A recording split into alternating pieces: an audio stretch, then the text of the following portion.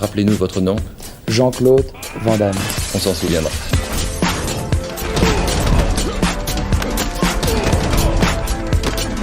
Van Damme Express.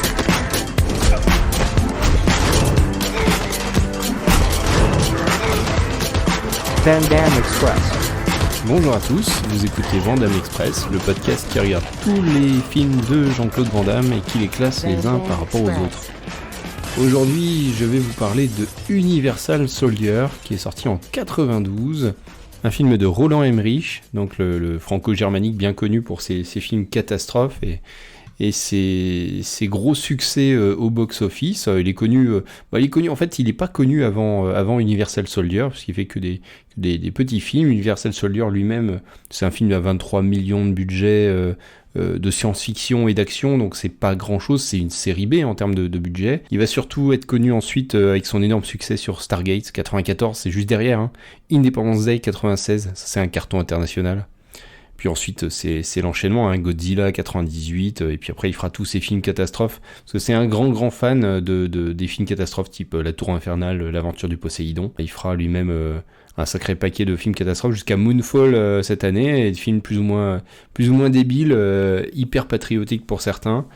Tout centré autour des États-Unis et de la grandeur, de la force de l'âme des États-Unis pour défendre la planète. Je cours pas après son cinéma. Je crois que j'avais été impressionné par Independence Day à sa sortie quand j'avais 12 ans, hein, donc forcément ça marque un peu. Et j'avais bien aimé Stargate pour son côté décomplexé, un peu débilos dans le scénario, et son mélange un peu des genres avec cette Égypte antique et ce film militaire un peu bourrin. Initialement, ça devait être Andrew Davis qui devait réaliser le film. Alors Andrew Davis, il a passé un an à préparer le film. Tout sera quasiment jeté à la poubelle parce qu'il n'y aura pas assez de budget et Roland Emmerich va tout réécrire. Mais Andrew Davis, il va signer un des cartons de cette année, puisqu'il va réaliser Piège en haute mer avec Steven Seagal, un autre film extrêmement fin, mais que j'aime bien. Je trouve vraiment sympathique. Peut-être le meilleur Steven Seagal avec Piège à haute vitesse. Il va signer également Le Fugitif en 93, qui est plutôt correct, hein, plutôt sympa. Après, c'est la descente aux enfers. Hein. On le verra plus jamais au niveau. Alors au casting, Luc Devereaux est joué par Jean-Claude Van Damme, donc le rôle titre, qui partage l'affiche avec Dolph Lundgren. Alors Dolph Lundgren, le massif suédois, impressionnant physiquement, qui a eu un excellent démarrage de carrière fin des années 80, avec notamment dans Rocky IV, hein. Il a fait aussi une apparition dans Dangereusement Vôtre, dans un James Bond.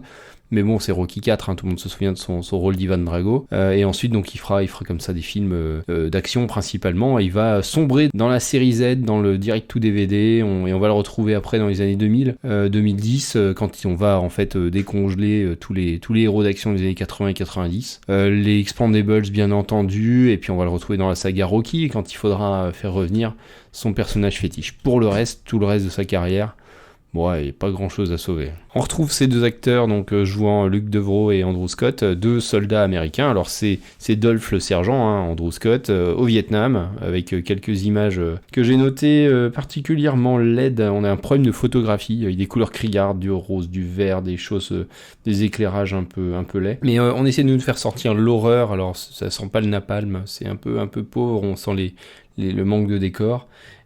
Par contre, on a tout de suite un Dolph Lundgren, donc Andrew Scott, qui pète un câble totalement, qui a massacré des innocents dans un village, qui collectionne les oreilles parce qu'il dit que ses victimes ne l'ont pas écouté. Il y a Van Damme, donc Luc Devereaux, qui cherche à fuir et à faire échapper deux otages, mais les deux donc se neutralisent, s'entretuent et sont évacués pour faire partie d'un programme spécial, secret, très étonnant. On va retrouver 25 ans plus tard, au Nevada, un camion donc type Transformer qui va abriter un laboratoire secret où sont gardés des super soldats dans le froid. Et ces super soldats sont des Universal Soldiers, raccourcis en Unisol. Alors le début du film, comme ça, s'ouvre sur une mission type... c'est un peu le même début que GoldenEye sur le barrage. Il y a des terroristes qui ont pris en otage des gens et les Universal Soldiers vont arriver et vont résoudre le problème. Ce sont des soldats morts-vivants, en fait, qui ont été augmentés musculairement et qui sont censés obéir au doigt et à l'œil, donc ils sont censés plus avoir de souvenirs, et il faut les régénérer, il faut les mettre dans le froid pour que leur corps se régénère. Ça va créer un certain nombre d'incohérences dans le film.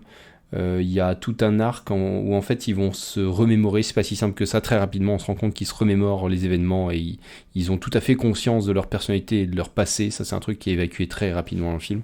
Ça lorgne un peu du côté de Robocop sur cette histoire-là. Et finalement, cette histoire est complètement abandonnée pour lorgner tout à fait du côté de Terminator, parce que ce sont des surhommes quasiment extrêmement compliqués à tuer, hein, parce qu'ils peuvent se régénérer, vous lui mettez une balle, bah, il se met dans le froid et la blessure se soigne. Il y a bien entendu les journalistes qui s'en mêlent. Un des Universal Soldier en fait est blessé gravement. Une journaliste qui est jouée par Ali Walker, donc Veronica. Ali Walker, elle a joué dans beaucoup de séries. C'est Santa Barbara. Elle a joué également dans Le Profiler. Voilà, c'est une actrice quand même qui a roulé sa bosse à la télévision. Donc Vanessa va être témoin que en fait non, il y a eu des victimes dans cette prise d'otage et la condition de ces hommes. Il faut peut-être en parler au monde entier parce que c'est peut-être pas quelque chose de fantastique d'avoir ces cadavres vivants. C'est très étrange. Réminiscence totale, Dolph Lundgren va se réveiller, va buter le camarade de la journaliste. Van Damme se réveille aussi, protège la journaliste, parce que comme il l'avait fait au Vietnam, et commence une course-poursuite entre les unités secrètes d'Universal Soldier, qui sont en fait les méchants dans ce film-là, et Van Damme qui protège la journaliste, et qui vont s'échapper. Alors successivement, ils vont arriver dans un motel, avec... on retrouve des scènes de comédie, il y a pas mal d'humour ou de tentatives d'humour dans Universal Soldier, un peu comme dans Terminator, avec l'espèce de soldat qui n'a plus trop de conscience de ce qu'il est, de ce qu'il fait, donc il va se retrouver à poil. Oui, Jean-Claude Van Damme se retrouve nu régulièrement dans le film. Donc dans le motel, voilà, il y a tout les quiproquos avec je te loue une chambre pour deux avec un lit, un waterbed, les lits à eau. Les méchants arrivent, donc dégomment tout. Van Damme arrive à sauver sa copine et ils s'en vont. Deuxième truc, ils arrivent dans une station-service, donc encore une scène de nu avec un quiproquo sexuel. Oh non, vous n'avez pas recommencé, non. Il n'y a pas moyen de faire autrement. Bon, d'accord. Ils ont dû m'implanter un système de repérage. Et qu'est-ce que vous voulez que j'y fasse? Chercher quelque chose d'anormal. Quelque chose de dur. Et qu'est-ce que vous fabriquez là-dedans? Et les méchants arrivent de nouveau, mais là ils se font piéger. À partir de maintenant, le personnage joué par Dolph Lundgren va péter complètement un câble et va massacrer tout le monde, tous ceux qui sont pas d'accord avec lui, donc tous les scientifiques, et il va se retrouver à prendre la tête de la division. Et il va continuer à poursuivre Van Damme, on sait pas trop pourquoi. Il y a tout un dialogue sur en fait le fait qu'il se sent encore au Vietnam et trahi par tous ces indigènes qui sont en fait des traîtres. Mais ça manque d'enjeu, on sait pas trop pourquoi il continue à poursuivre Van Damme et la journaliste, ça n'a pas trop de sens. Et puis je vous ai parlé des incohérences sur les personnages, tout d'un coup on s'en fout un peu qu'ils doivent se mettre dans le froid régulièrement, ça c'est complètement zappé au bout d'un moment, alors qu'au début il tombe quasiment dans les pommes parce qu'il lui manque du froid. Ouais, tout ça fait vraiment, vraiment brouillon. Donc après le station-service, il y a une scène dans le resto, avec toujours une scène de comédie où il comprend pas pourquoi les gens sont mécontents qu'ils ne payent pas l'addition, ça je parle de Van Damme. Et il y a une autre scène dans un supermarché, enfin une scène de course-poursuite, que Van Damme se fait arrêter, donc c'est un camion pénitentiaire, et donc le camion de labo, conduit par un des Universal Soldiers, Beer de Dolph Lundgren. Ouais, sympa, ce course-poursuite bien sympathique dans les canyons du Utah, c'est assez spectaculaire.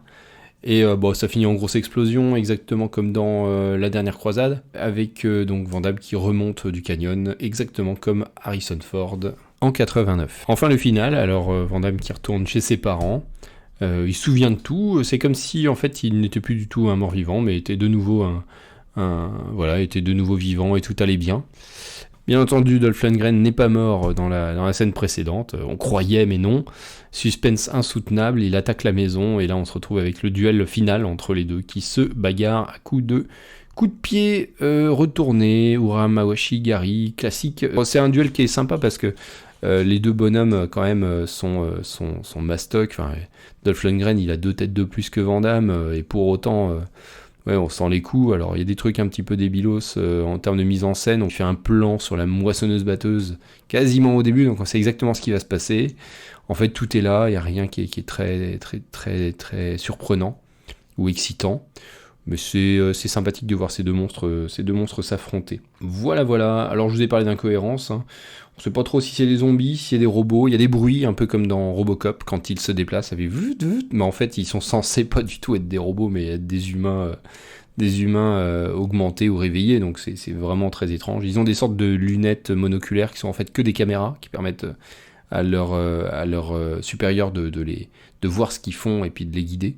Un film d'action un peu fauché qui vole pas très haut dans son discours, c'est pas l'échelle de Jacob pour le post-traumatique vietnamien, et qui est sauvé par quelques scènes d'action et de poursuites, mais sincèrement, 1 an après Terminator 2, ouais, ça craint.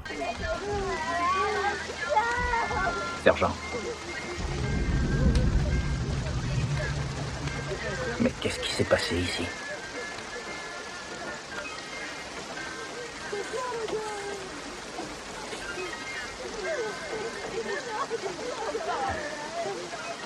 Ils n'ont pas voulu écouter. On avait le contrôle du village. Ces pauvres gens sont innocents. Les fumiers, tous des traîtres. Dès que tu tournes le dos, ils te poignardent par derrière.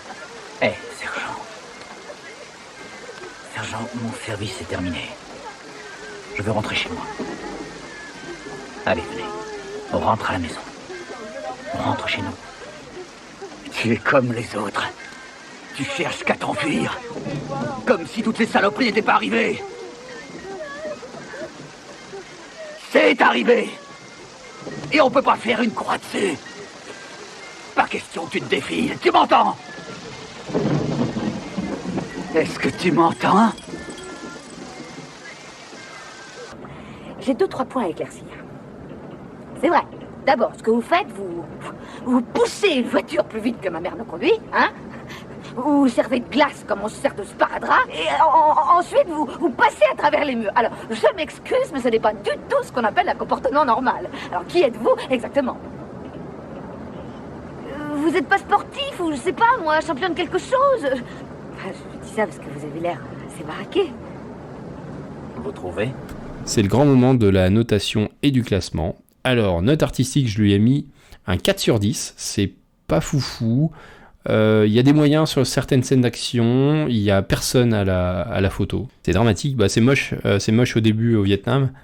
C'est jamais génial. Il y a quand même des idées de mise en scène dans les scènes d'action. Je pense à la scène de poursuite qui est vraiment très correcte. La scène du barrage aussi, il y a quelques plans, quelques idées qui sont sympathiques. Au niveau des combats eux-mêmes, c'est très très moyen. C'est un 4. Au niveau bagarre, je lui ai mis 5,5. Alors 5,5, c'est sauvé par la scène de poursuite et le duel de combat à la fin. Le reste, on est vraiment dans le bas de panier en termes de mise en scène de bagarre. Pas de bonus JCVD, ça nous fait un total de 4,75. On va le classer juste en dessous de The Order. C'est moins satisfaisant que The Order, parce qu'en fait c'est un peu plus prétentieux et c'est super incohérent, ça n'a pas vraiment de sens comme film, donc moins sympa à suivre que The Order. Je l'ai quand même mis au-dessus de Point d'Impact. En termes d'action, Universal Soldier est plus solide. Il faut savoir qu'il y a eu moult suites à Universal Soldier. Alors, en 98, ils vont produire 2 suites en direct en VHS, Frères d'Armes et Universal Soldier 3 Ultime Vengeance, donc sans Jean-Claude Van Damme, sans Dolph Lundgren, avec des acteurs qui vont prendre leur rôle. J'en ai vu aucun de toute façon, donc eux je vais peut-être les zapper, ils n'ont pas du tout bonne presse. Par contre en 99 Van Damme va reprendre du service dans Universal Soldier 4, le combat absolu. Puis après, John Hyams, le fils de Peter Hyams, qu'on a déjà vu dans certains films de Van Damme, va reprendre les manettes avec Regeneration. Et plus récemment, en 2012, Le Jour du Jugement, de John Hyams toujours, et qui lui a plutôt bonne réputation. Je vous salue et je vous dis à dans 15 jours pour donc un numéro tout rond, le numéro 25, épisode 25, et comme tous les 5 épisodes, on regarde un film iconique de la carrière de Jean-Claude Van Damme. Allez, salut. Dis bonsoir, sale con. Non. Plus fort. Bonsoir, Salman.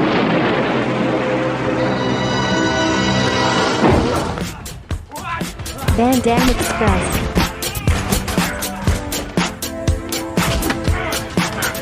Van Damme Express. Van Damme Express.